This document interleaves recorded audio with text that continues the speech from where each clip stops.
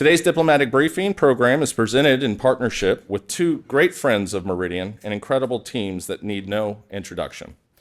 The Smithsonian Institution, which is the world's largest museum, education, and research complex, and America 250, the multi-year initiative seeking to make our upcoming semi-quincentennial, I got that right, celebrating the largest and most inclusive anniversary observance in our nation's history. I would like to thank them both for selecting Meridian as their partner for this program. As Meridian celebrates its 65th year this year, happy birthday to us. We are proud of our decades-long partnership with the U.S. Department of State and important American institutions, including the Smithsonian, to advance American diplomatic interests and serve as a bridge between American stakeholders and the diplomatic community. Before we begin, I do want to address a little bit of housekeeping here. Many of you did arrive with private cars.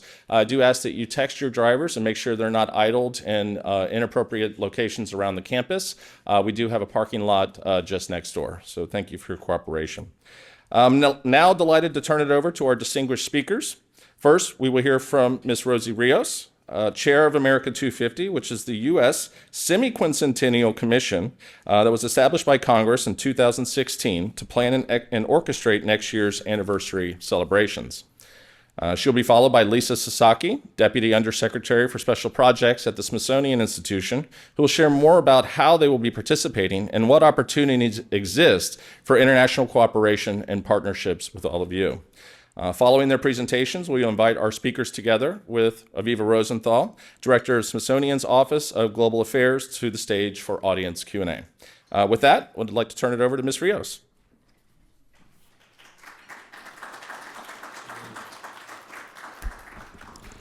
Thank you so much, TK, for hosting today. Thank you, Lisa, for inviting us, and thank you all for joining us this morning. It is indeed a very exciting time for our country. As TK mentioned, I am chair of America 250, the Congressional Commission that was established by legislation to take the lead on the planning efforts for the semi-quincentennial in 2026. What would normally be a 1-hour presentation, I'm going to do this in about 15 minutes, so bear with me as I share with you kind of what we've done and where we're going. So just to give a little bit of an overview, there are 24 members on our commission. 16 of them are private citizens. 8 of them are standing members of Congress, including 4 from the Senate, 4 from the House. I was a former Treasurer of the United States under the Obama administration. We are all what I will call 1-250 organization that includes all 3 branches of government. So I'm appointed by the president. Obviously we're charged by Congress, but we also include the Supreme Court. In fact, they're gracious enough to host our September meeting. Justice Kennedy is our liaison, and we look forward to obviously working with them moving forward. And we are, I say, bipartisan, all partisan, nonpartisan. All 24 members are appointed by the House and Senate majority and minority leaders. And I consider us the Federation. We obviously have our ex officio members, our federal agencies who are part of our legislation. In addition, we have state and territory commissions, and we also work very closely with historical society, academic institutions, nonprofits, and of course, corporate America. And I will say that we were absolutely thrilled when President Trump issued the executive order forming Task Force 250. That was my first recommendation to him the day after he was announced president, when I sent up a recommendation memo that included issuing an executive order inviting all the federal agencies to participate on this journey with us. And that is what Task Force 250 does, is it mobilizes the federal agencies to move forward, which again, couldn't be better music to our ears. I have spent more time in the West and East wings in this last month than probably the previous year. So it's been a very exciting journey indeed. And we are obviously trying to make sure that this is not just about Philadelphia. This is not just about DC. This is not just about the 13 colonies. This is sea to shining sea. And we have to have the footprint and the framework in place to make sure that we're successful as a grassroots community effort, in addition to being a global platform. So my 2 pledges that I made when I first became chair in 2022 was, 1, to become the largest bicameral, bipartisan congressional caucus on the Hill. We are a congressional commission. The second goal was to establish state commissions in every state district, and territory, so all 56 parts of our country. So lo and behold, we are at 255 members of our Congressional Commission. We are by far the largest bicameral, bipartisan Congressional Caucus on the Hill, and we are on track to actually be the largest in the history of Congress. We think we're going to make that marker this first quarter. But here's the beauty. At 255 members of our Congressional Caucus, ready for this? 127 of them are Democrats, 127 are Republican, and 1 independent. You can't make that up. It's happening organically. And again, that's the level of support that we need. And yes, by the end of 2024, believe it or not, we have all 56 state and federal commissions in place. Couldn't make that up. Those are the 2 metrics that President Bush shared with me in person last May. This will never happen. And I was thrilled when I shared that. Not only did it happen, it's continuing to grow beyond any of our expectations. And again, the way I think about our role is we are setting the table. We are providing the infrastructure. We're setting the programming in place for our state and territory commissions to be successful, for our congressional members to be successful, and obviously making space at the table for other stakeholders, of course, including the executive branch, of course, including all our stakeholders and the Federation that I mentioned previously. So we are launching, for example, our master calendar and interactive map, which all 56 parts of the country will have access to and control what's happening in their states, in addition to our stakeholders. We are releasing a funding directory. We don't want to be the gatekeeper of funding, so that all our partners, including our federal agencies, can receive funding outside of the appropriations process.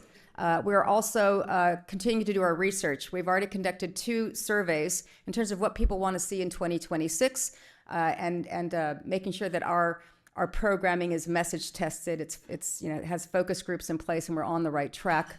And then, of course, we will move forward with an initiative called America's Request for Partners, making sure that this is a public-private partnership. We can't do this by ourselves, and you'll hear more of those announcements coming forward. I mentioned Task Force 250 already, which, again, we could not be happier with.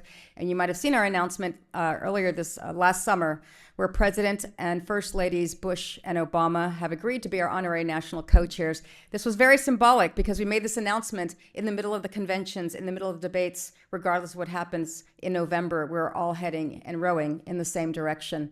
In addition, we have our ambassador circle. This is just the first tranche. We want to make sure that all parts of the country will be represented, again, from sea to shining sea. That's Gloria Stefan representing Miami, former Mayor Willie Brown representing San Francisco, former Mayor and Governor Ed Rendell, Philadelphia, Doris Kearns Goodwin for Boston, et cetera. The list will continue to grow to make sure we have all perspectives at the table, and again, all geographic representations. I'm going to go through this very, very quickly, but this is basically the programming that was approved unanimously by all our commissioners. And I'm referring to this as the movement. The programming as the movement are programs that we would like to see sustained and continued over time, long after 2026. We will still have the moments of celebration, those fireworks. Absolutely, as I remember as a almost 11-year-old girl for the bicentennial in 1976, those moments are going to be very, very important. But we think there's more than that. We think that this is a journey that perhaps our country has never taken before, that we can all celebrate and commemorate together. Just to give you some perspective, my parents came from Mexico in 1958.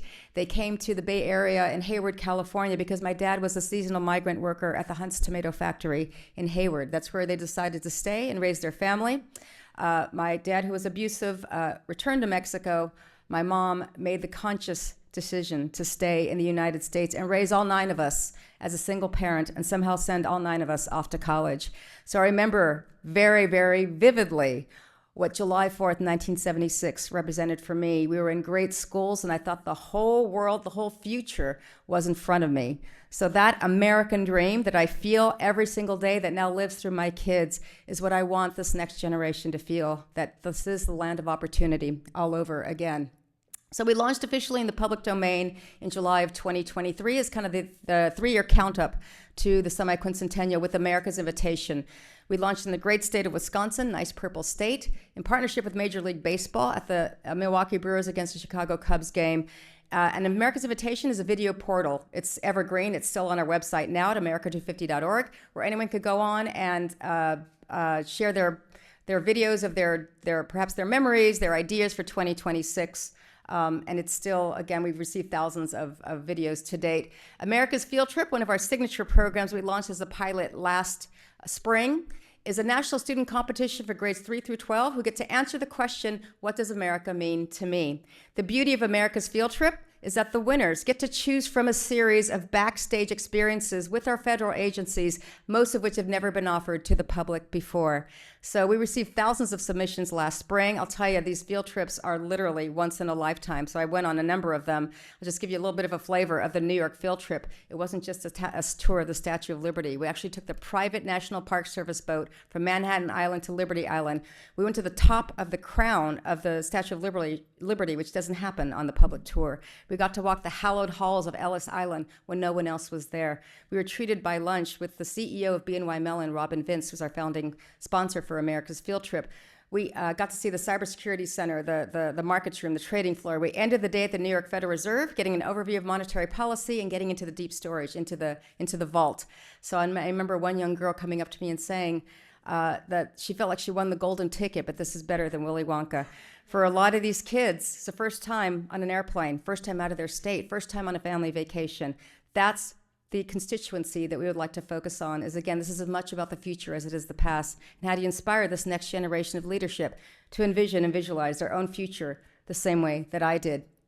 Our American story is basically, we're hitting the road. So right now, you can go onto our website at america250.org and nominate whose story you think should be preserved in perpetuity at the Library of Congress. That's going to inform us of where we're going, all 56 parts of the country, by the way, but we are getting into an airstream. We're going to go out and record these stories. We want to unbury the buried treasure of the parts of the country that perhaps have been overlooked. We're talking about the Deep South, farmland, rural America, faith-based communities, tribal nations. We want to go where no person, male or female, has ever gone before, and really, again, unbury these beautiful treasures. I'm sure my story is not unique. I'm sure there's many, many stories out there that we can get to. And this is also sponsored by Walmart, one of our other founding sponsors. America Gives, this is one of my favorite ones. We're making giving back a year-round effort and part of our lifestyle, getting back to the values in which our country was founded.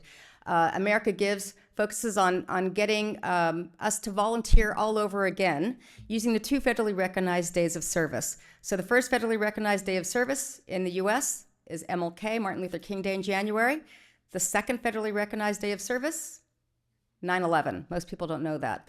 Then again, leading into the holidays where most people think about giving back. What we're working towards is making 2026 the first time ever that our nation is aggregating all of its volunteer hours, including the community service hours that our students usually have to do in order to graduate from high school. That's never been quantified.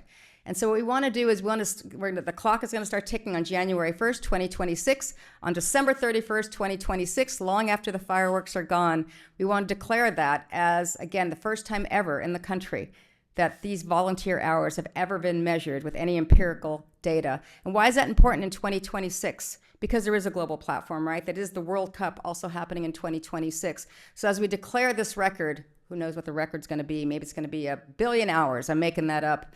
Look, Russia, China, India, go beat our record in 2027 because we're coming back for the Olympics in 2028 when they come back to Los Angeles in the U.S. So again, we see this as an ongoing process that, again, will hopefully inspire this next generation of leadership. America Innovates is basically Silicon Valley on the road. I was born and raised in Silicon Valley, but that's just a state of mind. We are literally going to take these tech expos, America Innovates, on the road. We're going to go, whether it is Kentucky, North Carolina, Massachusetts, Texas. We have received a lovely invitation from Governor Polis, the governor of Colorado, who would love to host the first America Innovates in Colorado, which is interesting because you don't really think about big tech. But they have the Air Force Academy. They have the U.S. Olympic Training Center. What a great way to think about how technology is literally changing the future of sports, of aerospace, et cetera. So lots to think about there. America's Soundtrack is a multi-volume playlist, maybe a red, white, and blue version that's being led by executive producer Emilio Estefan and acclaimed songwriter Diane Warren. You'll hear more about this. This is basically our anthems kind of integrated together. America's Performance will be our broadcast event. All kinds of cultural activities that represent Americana, whether it is ballroom dancing, country line dancing, ballet folklorico, Hawaiian dancing, we will have all genres represented. And America waves. What kid doesn't love to wave an American flag? It's the adults who spoil the party. We are making a handheld flag, the official commemorative item of America 250. Any household who requests one will receive one. The purpose of the flag is to form a wave of connection at a local moment in time. Let's pretend we pick 2:50 p.m.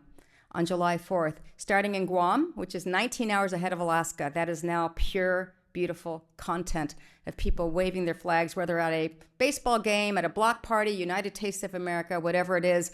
You can still love your country and still want it to be more perfect. And forming that wave of connection for the first time in our country is going to be really exciting for all of us. Oh gosh, sorry, I'm clicking. Was I cut off already? I might have been cut off. Oh, good God. All right. Is that my sign? All right. And of course, we are making our military and our veterans the highlight, of course, of our efforts. This is where we want to engage 350 million Americans here and abroad. That includes our embassies overseas. That includes our military bases, and making sure that we honor those who sacrificed on our behalf. And of course, as I mentioned, the eyes of the world will be watching. We are coordinating with FIFA and the World Cup. And the Olympics. And of course, we see a lot of other milestones coming up where we'll have billions of people watching the U.S. in a very, very short amount of time.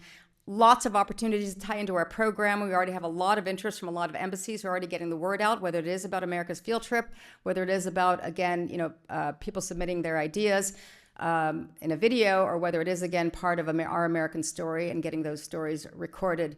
We have a number of sponsors already on board. Coca-Cola, that announcement's going to come any second now that they are now our largest sponsor of $15 million. Very excited about all of that. And of course, you'll see Meridian on this list as being one of our national resource partners who's doing our good work on our behalf with the international community. So thank you, TK, for personifying that support on our behalf. And we have many programming partners. This is just a small list. Many more to come. We do think that sports is going to play a very big role in all of this, along with, again, a lot of our historical and other partners who are making their way. And in addition to other partners, again, nonpartisan, all-partisan, bipartisan, how we're thinking about this and how we've been so successful to date. And we wouldn't be where we are without the support of our ex officio and federal agency partners who have done so much great work on our behalf, including the Smithsonian. So thank you again, Lisa. Thank you.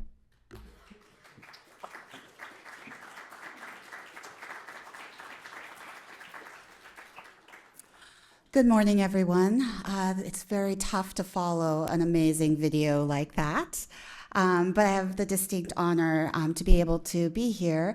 I am Lisa Sasaki. I am currently serving in the role of Deputy Undersecretary for Special Projects at the Smithsonian Institution, and I'm here to share a little bit about what we are doing at the Smithsonian in recognition of the semi-quincentennial. But first, to do a couple of quick thank yous. First, TK and your amazing team at Meridian for putting this event on and inviting so many people to join us today to hear about what is going to be happening in 2026.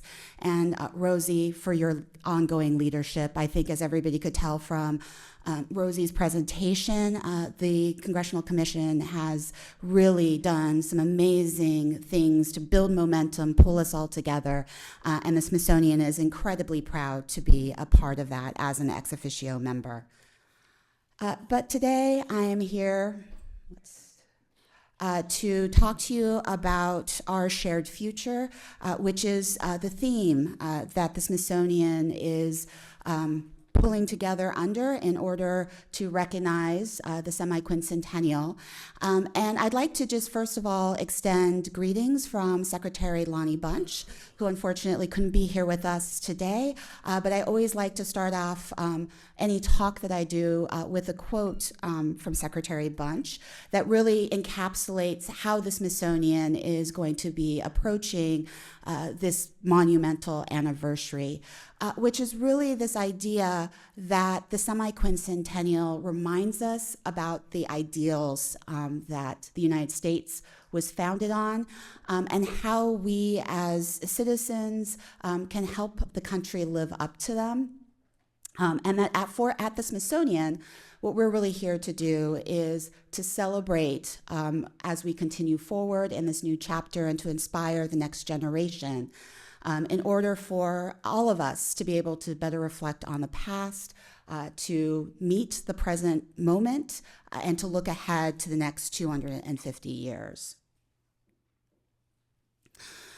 As a result of that, the Smithsonian is really sort of gathering around what we call the 4 C's, which are up here, of contemplation, really thinking deeply about the consequences of our complex histories and the many stories of what has all brought us together, to commemorate the sacrifices of individuals and communities that have worked to advance our nation's highest ideals. We also want to commit to this idea of having everybody work together towards that shared future. But we also don't want our final C to be forgotten, which is we're also here to celebrate a very important birthday. As a result of that, we are activating the entire Smithsonian Institution. For those of you who may not be familiar with the Smithsonian, we have 21 museums, 14 research and science centers, the National Zoo, and over 200 Smithsonian affiliates in 46 states, Puerto Rico, and Panama. And by bringing all of those areas to bear, we'll be achieving what we hope to have happen on these 4 areas, which is we want to issue a call to action around our shared future, not only across our institution, but around the country. We want to explore the tension between celebration and contemplation, in particular around topics related to democracy and the consequences of the Revolutionary War period. We want to engage in regional collaborations and national outreach, and I will add international outreach as well to that list. And most importantly, we want to launch new ways for the Smithsonian to work and to collaborate in order to meet the needs of our transforming world. So in order for us to do all of that, we have various different areas across the country that are coming together and being activated. And I wanted to focus on one area, which is here in our nation's capital. We are going to be doing several really important activities here in 2026. The first is we are going to be reopening the Arts and Industries building for additional programming activities in 2026. We're also going to be pausing on the Smithsonian Castle renovation. For those of you who have been on the National Mall recently, you may have seen that we are doing some work on the oldest building on the National Mall in order to ensure that it continues to serve people long into the future, but we're going to pause in that renovation and invite visitors to come to a visitor center to see an exhibition and to join us in the summer of 2026.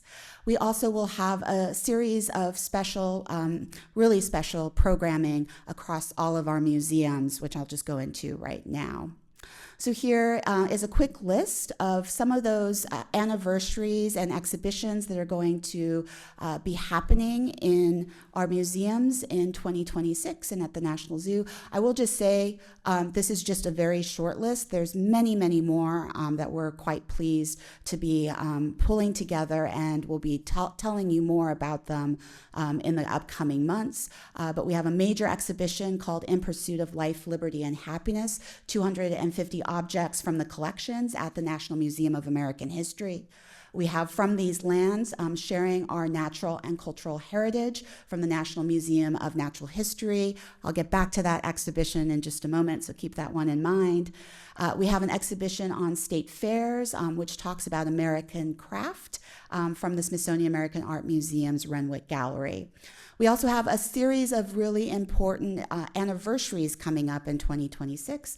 Just so happens that we will have the 10th anniversary of the National Museum of African American History and Culture, the 50th anniversary and reopening of the full building of the National Air and Space Museum, and we're also going to be reopening the Sculpture Garden at the Hirshhorn Museum and Sculpture Garden on the National Mall.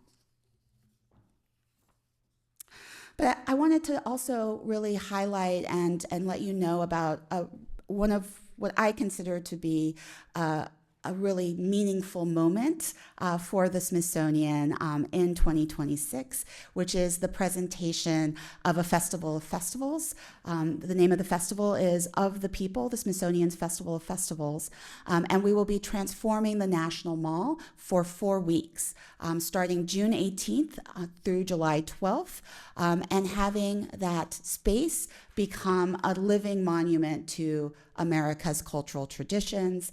The festival will be collaborating with communities from the United States and its territories to stage local festivals, large and small, here in Washington, D.C. We'll have events across the mall with a series of workshops, performances. We'll be inviting educators, artists, festival organizers, and humanities and folk life agencies to come join us and provide additional programming for that. So we're incredibly excited about this particular event. And again, I'll have a little bit more information about how you might be able to join in with us on this. But that's just in Washington, D.C. We are also working to connect with the nation through a series of regional collaboratives where we'll be creating partnerships with local museums, cultural, civic, and educational organizations across the 6 different regions of the United States, with the output of that looking like convenings, exhibitions, collection loans, public programs, cultural exchanges, etc. We're very excited as well to be featuring our science units through work by the Office of the Undersecretary of Science and Research. That's about activating a nation of participatory scientists. And through these activities, we'll be reaching out to communities and classrooms around the country, really focused in on having everybody be able to connect to solution creation, innovation, and discovery to make life on this planet sustainable. Some of that will include things like ensuring that telescopes go out to rural communities, capturing wildlife through camera distribution, and other activities like that. And I just wanted to do a quick shout out to Javier right here, Mateo Vega, who is the Assistant Undersecretary in our Office of the Undersecretary of Science and Research. And if you'd like to find him and talk with him more about what the Smithsonian is doing around the globe in science, he would be somebody to connect with. I also wanted to just mention a couple of things that we're doing digitally. We do have an effort around AI, where we're partnering with some of the most esteemed institutions here in Washington, D.C., to examine how we might utilize our collections and data in order to be able to illuminate new discoveries around, in particular, the early United States time period. We also have My Smithsonian, which is going to be our new digital front door. This is a platform that will be integrating a new constituent relationship management system and provide everybody with the opportunity to better curate their visit to the Smithsonian, both in person and online. And of course, many of you have had the opportunity to work with our Office of Global Affairs, and I just wanted to have Aviva Rosenthal just do a quick wave up here. Aviva will be joining us on the stage momentarily, but she and her team does an amazing job in ensuring that we are meeting the needs of global communities, and is an easy place to go in and find out more about the Smithsonian. So please do connect with Aviva and her team as well. What I wanted to do, though, is go now quickly through some specific opportunities. We wanted to use this opportunity to let you know that we have been developing specifically these areas in order to be able to allow partnership with all of you and from various different locations around the world.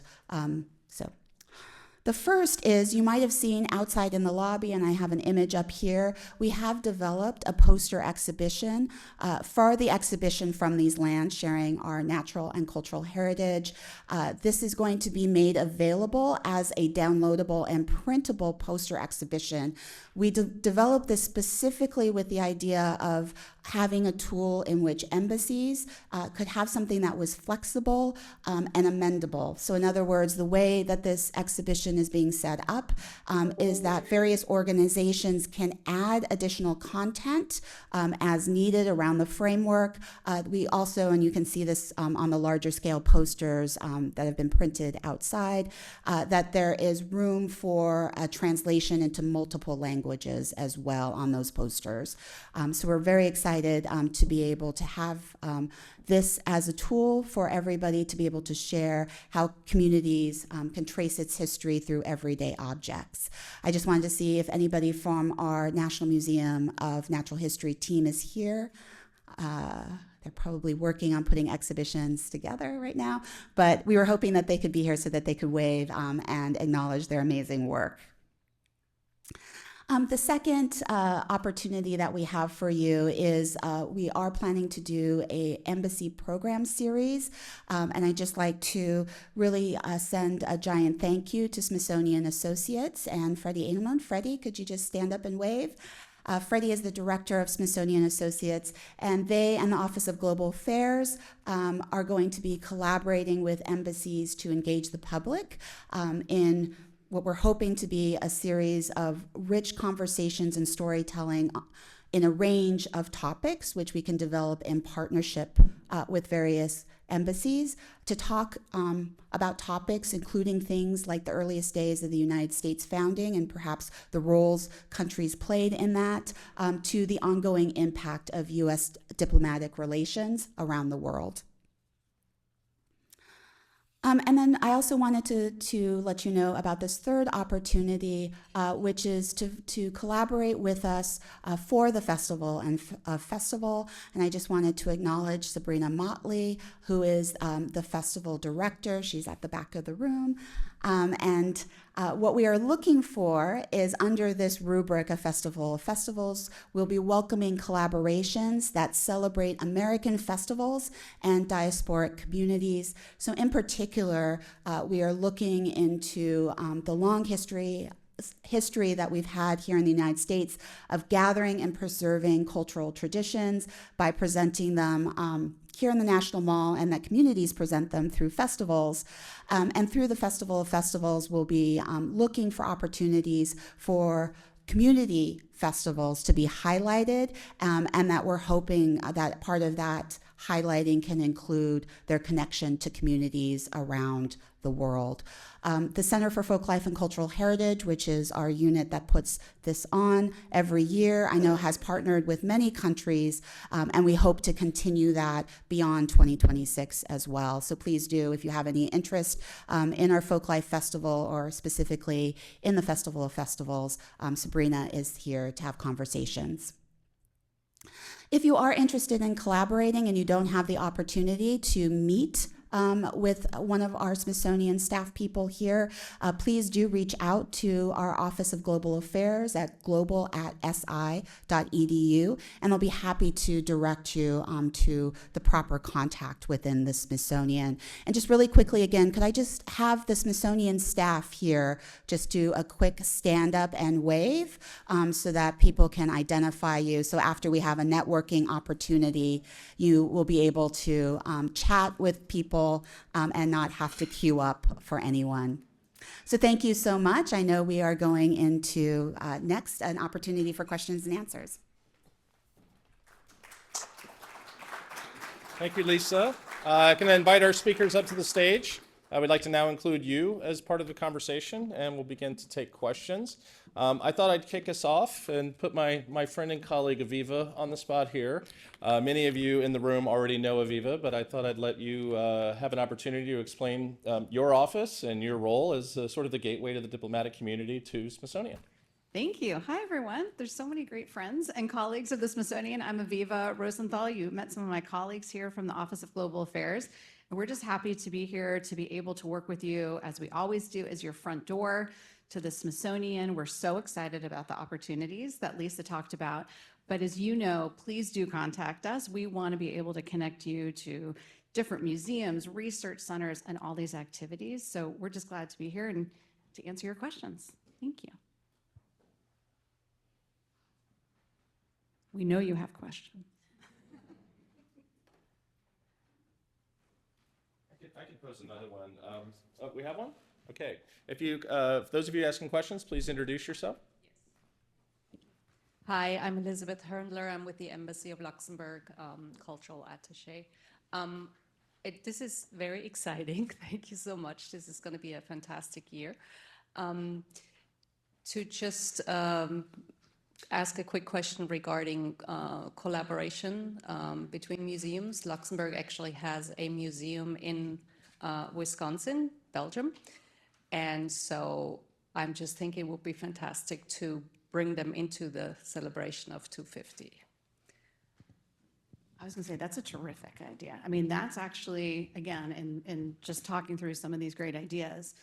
First of all, as Lisa said, we have Smithsonian affiliates. So we have different museums in different communities. And I'd be curious to see if one of our relationships is with that museum in Wisconsin. But some of the ideas talked about here is actually maybe collaborating in the state. We could do a program that's co-branded between the Smithsonian and the embassy in a state or in Washington to talk about those deep connections with the U.S. I'll pass it to Lisa, but that's a terrific idea. Definitely. We do have a whole area related to exhibitions and museums around the country, so that's one opportunity to connect. I also think that if there's connections that you like to have made between national museum to national museum, I know many of our colleagues would be really happy to be able to have those conversations in the lead up to 2026 as well. Just a reminder too, obviously we have a Wisconsin State Commission for America 250, and so we are working very hard to empower the states to make sure that they tell their story. You know, the federal government can't tell the state story, and so to give the ability for those states to have access to the master calendar and interactive map. If there are special exhibits that you want to place on the master calendar, obviously the state commission would be able to do that. So, you know, we want people to kind of point to their state and know exactly what's happening, all things in that state. So thank you. And if you want more information about how we're thinking about that coordination, Andy is here from our office. Where are you? There you are in the back. And obviously TK and his staff at Meridian are taking the lead on our behalf in terms of this global effort. Thank you very much. I'm Maggie Macario. I'm the ambassador of Monaco. I would be interested to find out, for instance, in our case, Monaco, we maybe one of the second smallest country in the world, but we do have a head of state who is half American by blood. How do we work with you to kind of stress this relationship?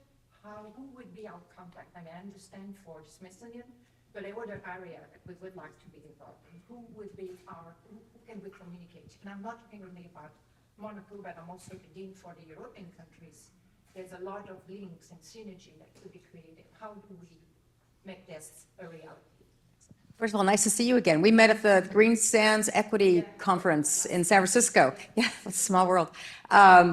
For us, again, you know, we are working closely with Meridian, and Meridian obviously has a very close relationship with the State Department. The State Department is also part of our commission. We had a very specific liaison. Obviously, those liaisons are getting in place as we speak. But I would say, from our perspective, again, it's very important that Meridian be the liaison on behalf of the international community, just so we can make sure that's being coordinated appropriately. And I think, you know, obviously, you have my contact information as well. But but yes, I would say working with Meridian on our behalf would be the best approach. There are certain states that we would have a closer relationship with than others. And I was there in 1976, and I remember the tall ships going in New York City. Are you planning to do that? So yes, the Secretary of the Navy, and there's a new one, is taking the lead to organize the what they want to do, which is the tall ships all over again. I think they're working with Sail 250 specifically, and there's also an international naval review that has to go through a congressional legislation process. But yes, the Navy is taking the lead on that. We look forward to that one again.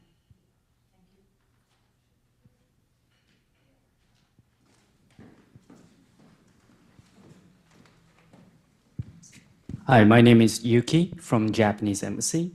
As you may know, our government has pledged to give 250 cherry trees again to the United States, and we are working already with the DC government, USDA, and National Park Service. How can our initiative be part of your Amazing America 250 initiative?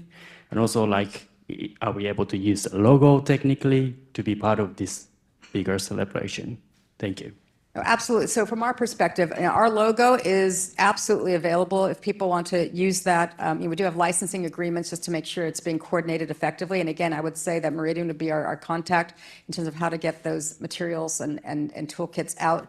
In addition, yes, again, as I mentioned, with the State Department, we are working very closely with them.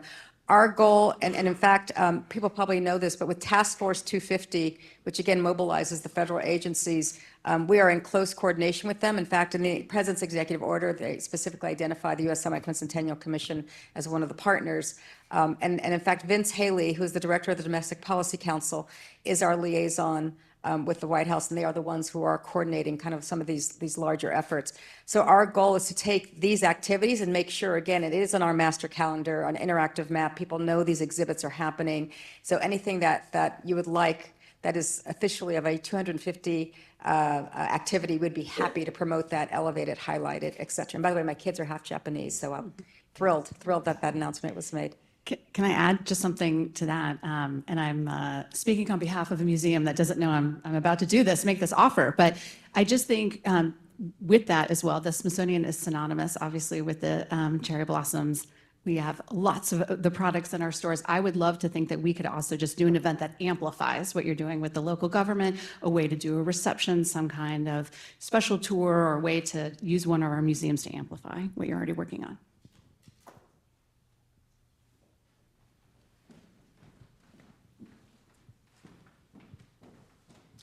Hi, thanks so much. I'm Josh Stanton. I'm the head of public diplomacy at the British Embassy. So we obviously have a very big interest in the anniversary.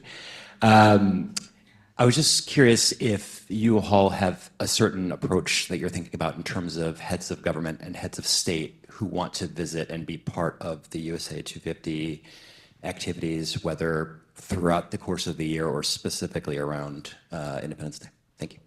From our perspective, that is definitely the State Department. In my recommendation memo to the president last November, I did remind them that obviously it is up to the president to extend the official invitation to the British monarchy, as was the case for the bicentennial in 1976.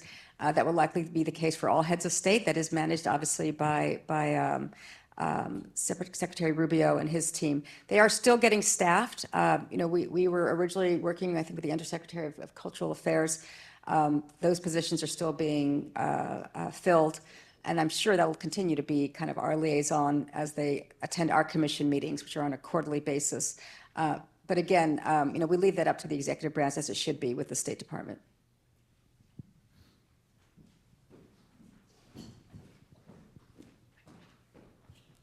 Good morning, Jan Voskacek, Embassy Cultural Attaché. You have plenty of partners from sports world, and America 250 coincides with some major sporting events. Can you tell us a little bit more about some specific activities that you are planning with sports partners? Well, yes, lots of activities. And so, obviously, again, because of those milestones that are happening in the U.S. between the World Cup and the U.S. Olympics. In fact, I was on a panel at the Milken Global Conference last May in Los Angeles with Gianni Infantino, the head of FIFA, and also Lindsey Vonn and Janet Evans from the Olympics, talking about the intersection of these three historical milestones all happening within a 2-year time frame, where you literally will have billions of people from around the world focused on the U.S., which is why, again, sports has to be a big part of how we're thinking about this commemoration and celebration. But there's also some more practical approaches, right? Whether it is logistics, whether it is security, whether it is, if you think about what's happening in Philadelphia, FIFA has over 20,000 hotel rooms already locked down in Philadelphia, along with many of the public and private spaces. And so to kind of make room for what Philadelphia is planning, that's going to be a coordinated effort. In fact, I will be going to FIFA's Miami headquarters in the next couple of weeks. We are talking specifically about some more detailed programming that's going to be kind of cross-marketed across the board, and making sure, again, because we are so focused on this next generation of leadership, we do know that's going to be a big part of how people are thinking about this commemoration and celebration. We have not announced this yet, but we do have a partnership in place with the U.S. Olympic Committee and the U.S. Soccer Federation. Again, those are going to be kind of hand in hand in terms of what has to happen. I did make a recommendation to the administration that they should think about a task force or perhaps a presidential advisory council that will include this focus on sports, entertainment, and the arts, so that those coordinated efforts with all three of those organizations will make sense. It's all going to happen in this administration over the next few years. So I know they're thinking about that. So again, that coordination has to be very, very closely tied and closely monitored. And again, we think there's going to be just something for everyone. I mean, I don't think people understand that what we're proposing is unprecedented in scope and scale. I don't think there's ever been anyone so bold to say that we are engaging 350 million Americans. In my mind, it's already happened. We're just working backwards from that. But we can't do that alone. It's obviously going to take this global effort. It's going to take not just what's happening in the U.S. This isn't just about one person or one country, quite frankly. And so to make sure that we have all those partners in place, including the embassies, who have to play a very significant role, including our military bases overseas, including our patriots overseas, we have to really, to make that ambitious goal, which is going to happen. 350 million Americans will be engaged in this, no doubt in my mind. It is a monumental effort. It is a historic effort. I say once in a lifetime, but I guess it's twice in a lifetime for me. But again, nothing of this scale has ever happened. And so, this is what I do. This is what I do 25 hours a day, 8 days a week, because we have to succeed. As the appointing officials said to me, the Senate and House majority and minority leaders who appoint our commissioners, they all pretty much said the same thing. There's no do-over. There's no extension. You can't fail. No pressure. But I think just based on the support that we've received, just based on the fabulous partners that we have in place, there's no doubt in my mind that we'll get there. No doubt. I was just going to add a little plug that our National Postal Museum is actually going to do a FIFA-related exhibition. So there are ways, again, to get creative and partner with us as well. And by the way, even though the World Cup is not in DC, there is also some interest in terms of making DC part of the efforts, whether it is viewing parties or other type of mall activities. So more to come on that. There's a lot of logistics that are being discussed as we speak. And again, remember, we have the private sector involved too. So for example, for our American story, where we're going around literally all 56 parts of the country, Walmart wants us to use their parking lots. They are the largest employer in almost every state. And so to be able to go into parts of the country that, again, have traditionally been overlooked, we want this to be grassroots focused. It has to be Main Street. It has to be community driven. Everyone from Iowa to, I say Guam to Alaska and Fairbanks to Philadelphia and everything in between, people have to feel like this is their own. Even though this is such a global effort, it has to be local. It all has to be felt locally, the same way I felt that it was local.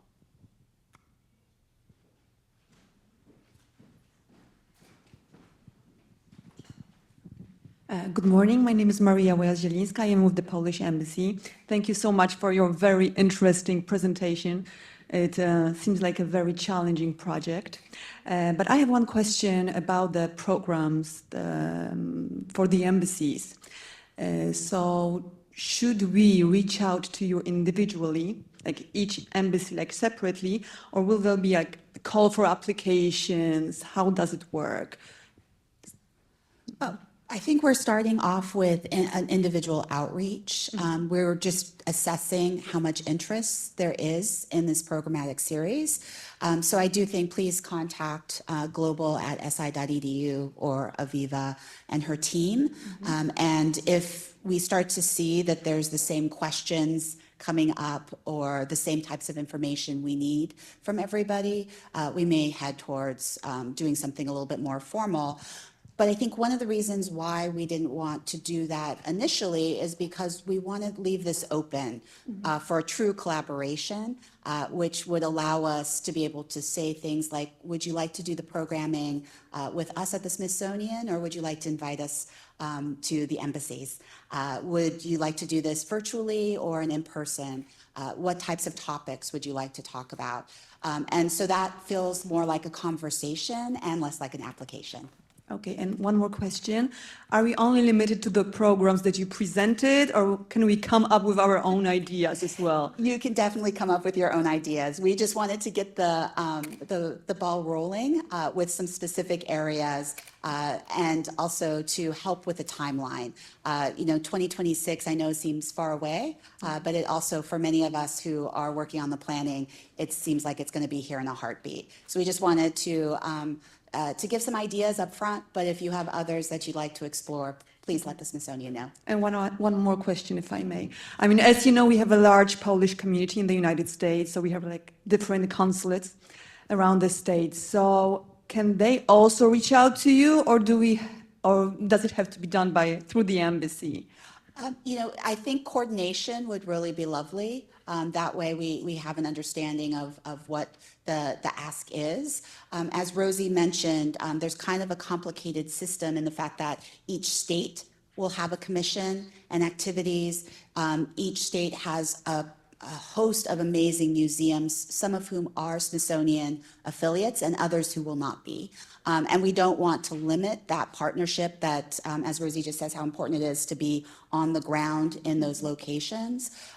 So we don't want to overcomplicate things, but if we could have the embassies gather some needs together, we'd be happy to look at those and then be able to funnel those to the best and most appropriate places. Okay, thank you. On our end, what we're finding now, especially with the new administration, there is such strong interest in 2026 that probably wasn't the case before that. So we know it's going to be compounded. We know it's going to get busier. And so this is kind of just a good reminder, I think, for us, as we've developed these toolkits for our specific programming, whether it is what's happening now.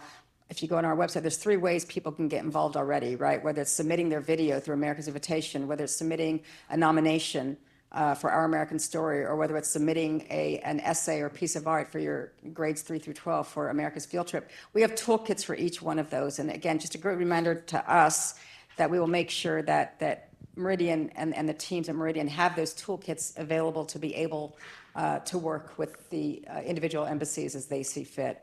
It does have to be coordinated. It's going to get, again, busier, a lot busier, and we really need to kind of focus. I mean, I've been now, it'll be almost 3 years since I've been chair, but I think I've aged about 30 years since then.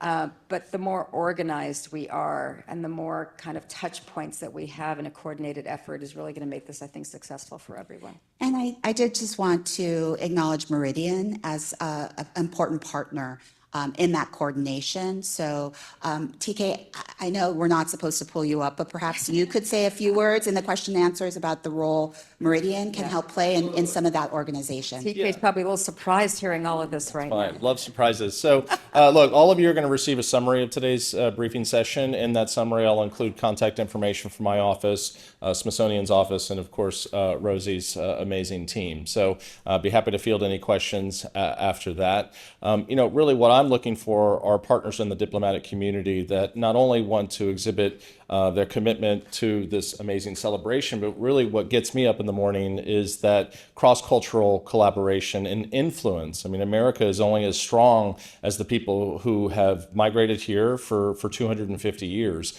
America's story is a global story, and we want to help share that with your diaspora communities, audiences here in DC, and perhaps even in your own home countries as well.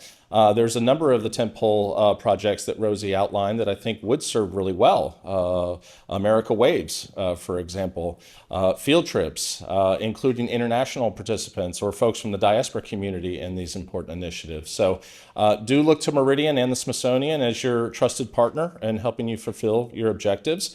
I think with that, I'll just wrap us up here. I do understand, or at least really encouraged by this briefing session. It is the beginning of a wonderful collaboration. I look forward to exploring ideas and efforts that are born out of today. Before we do leave, I do want to mention and put a pin in your calendar for June 5 as save the date for our Culture Fix morning conversations program. Many of you have attended in the past, but this is a morning that we will more or less celebrate the power of arts, culture, and sports in fostering diplomatic relations and global collaboration. We'll focus in on visual arts, diplomacy, design, sports diplomacy, and the performing arts. So do mark your calendars for June 5th. Let's give a welcome, an exit applause for our amazing speakers. Thank you. And we look forward to working with you in the future. Thank you so much for coming.